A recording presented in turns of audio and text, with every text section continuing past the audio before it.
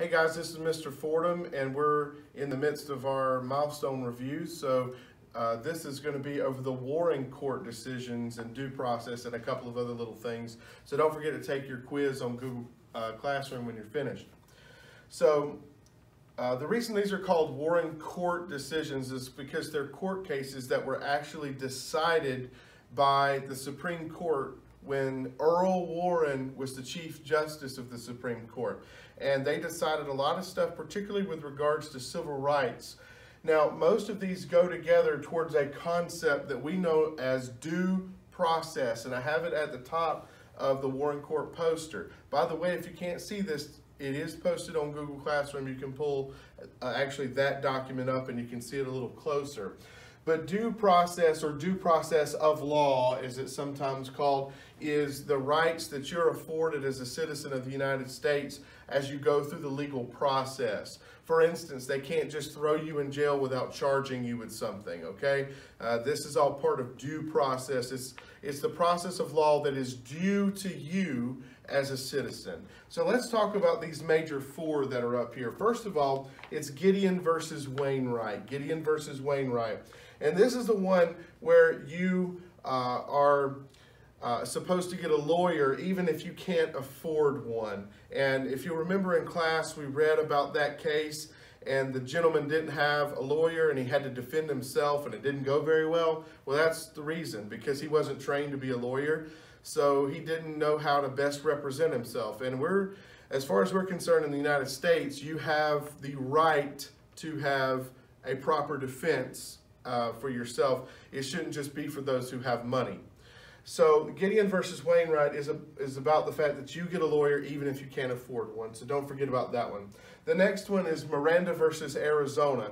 Now this is the one you guys all relate to Medea, right? Because we watched the Medea clip and they didn't read her Miranda rights. And you remember she said Miranda wasn't even in the room, right? So what she's talking about was they didn't read her Miranda rights. In other words, there's a list of rights that you're supposed to have read to you as soon as you are arrested for something.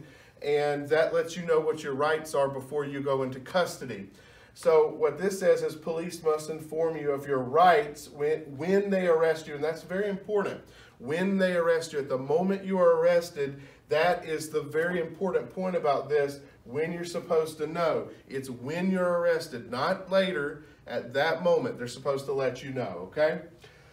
The next one we have down here is Roe v. Wade. Now, this one guarantees you the right to an abortion, or sometimes they use the term reproductive rights. So it's the right to an abortion, and there are limits on abortion about when a woman can have it, when she can't have it, and that sort of thing. But you have the right to an abortion in the United States of America. This court case struck down all kinds of state laws about abortion. So, and you may see certain things about women's health. That's why I've got this little thing here, Women's Health Matters, reproductive rights, abortion. You may hear something about abortion on demand and things like that. Generally, if a person is for abortion, they don't want to say I'm pro-abortion. They want to say I'm pro what, y'all? What is it? You remember? Choice. Yeah. Or pro-life. Pro-life. Oh. Oh, no, I said it wrong. If you're right. I messed up. If you're for abortion, you're what? Pro-choice. Yeah. What are they? Whose choice? The females. The female, the pregnant woman. Yeah, the woman. It's the woman's choice. That's what they mean by pro-choice. I'm sorry, I was confusing there. That you're absolutely right. So if you're for it, you don't want to say I'm pro-abortion. You say I'm pro-choice or pro-women's health. Okay, that sort of thing. If you're against abortion, what's generally the term? Pro-life. Pro-life. They don't want to be called anti-abortion. Nobody wants to be called anti-anything. So they want to be called pro-life. Okay. There was a whole lot of that when that usually happens when they have a new person that's supposed to go on the Supreme Court. There's a lot of discussion. Would you overturn Roe v. Wade? What would it mean if Roe v. Wade was overturned? People couldn't have abortions. You couldn't have an abortion anymore, right? And that's the idea. Or what would happen was the states would have their own individual laws, and you may have it outlawed in this state but legal in that state. So anyway, that's a very important point. The last one we talk about here is the Regents of the University of California versus Bakke. It's B-A-K-K-E. Sometimes this is just called the Bakke decision. This one establishes affirmative action, okay? Affirmative action. And what that means is that race can be considered in the admissions process of getting into school, okay? It also means that when we talk about affirmative action, it's not just school. It might also mean in hiring practices for different businesses that they don't just hire one race, right? It's sort of a diversity thing, and that's why it's got that picture there.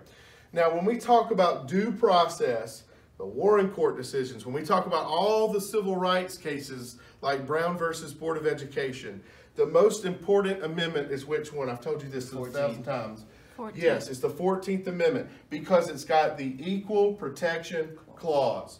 This is one of our Reconstruction amendments. Now, what were our Reconstruction amendments? The 13th through the 15th. 13 through 15. So 13, 14, 15. So what's 13? How'd I tell you to remember it? Freedom. Citizenship. And rights. And voting rights, right?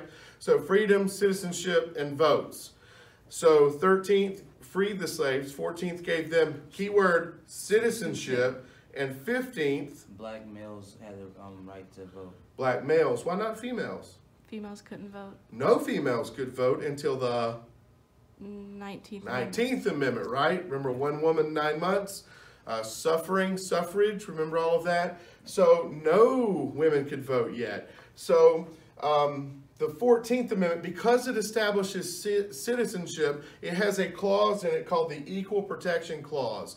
That means as a citizen, you are guaranteed equal protection under the law.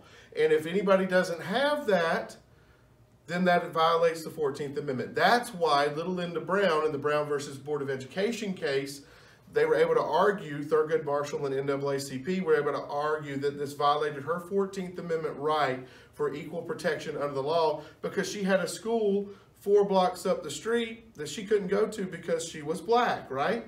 And then, she has to go across town, and it was actually endangering her life to have to cross the railroad tracks and all of that. This is not equal protection, they said. So, as you can see, that's why the 14th Amendment is so terribly important, all right? The last little part down here, just to make sure you know some of these guys, when we talk about these big during the Jazz Age as well. Also at the same time, and we're talking like the 20s, right? The teens and the 20s. Langston Hughes is a big deal in the Harlem Renaissance. That has a lot to do with African-American writers, poets, and that sort of thing. Langston Hughes is a big deal. And I just want to make sure you know this guy, Neil Armstrong. What did he do? He was the first man to step on the moon. First man to step on the moon, okay? And his words were what? One small step for man, one giant leap for mankind. One small step for man, one giant leap for mankind. And the reason I put these up here, I don't want you to get Louis Armstrong and Neil Armstrong confused, okay? So that's it for the Warren Court poster. I hope that this was helpful. Watch it over and over again if you need to. Share it with your buddies. Make sure they watch it. And take the quiz when you're done. See you guys.